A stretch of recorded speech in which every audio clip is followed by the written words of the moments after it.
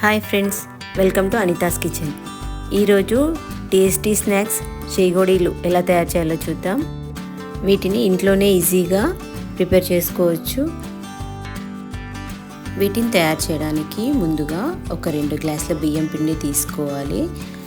ఒక గ్లాస్కి 1 tea spoon చొప్పున కారం, ఉప్పు, నువ్వులు వేసుకోవాలి. 1/2 టీ స్పూన్ ఓమా, 1/2 టీ స్పూన్ ధనియాల పొడి, 1/2 టీ స్పూన్ జీలకర్ర పొడి వేసుకోవాలి. అన్నీ బాగా కలిసేలాగా పిండిని కలుపుకొని పక్కన పెట్టుకోవాలి.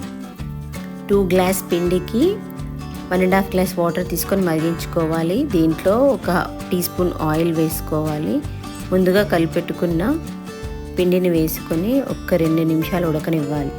వాటర్ మరిగేప్పుడే అల్లం వెల్లుల్లి పేస్ట్ వేసుకోవాలి. నేను వేయలేదని ఇప్పుడు వేసాను. ఇది కొద్దిగా చల్లారిన తర్వాత కొంచెం వాటర్ చల్లుతూ పిండిని గట్టి ముద్దలాగా తయారు చేసి పెట్టుకోవాలి. పిండిని గట్టిగానే తడుపుకోవాలి. పిండి గట్టిగా ఉంటేనే చేగోడీలు క్రిస్పీగా వస్తాయి, లేదంటే కాస్త మెత్తగా వస్తాయి. ఈ పిండిని ఇలా చిన్న చిన్న ముద్దలుగా చేసుకొని చేగోడీలన్నీ తయారు చేసి పెట్టుకోవాలి. వీటిని ఈ విధంగా అన్నీ ఒకే సైజులో వచ్చేటట్టు తయారు చేసుకోవాలి. ఇలా అన్నీ తయారు చేసి పెట్టుకోవాలి. వీటిని మీడియం ఫ్లేమ్లో వేయించుకోవాలి.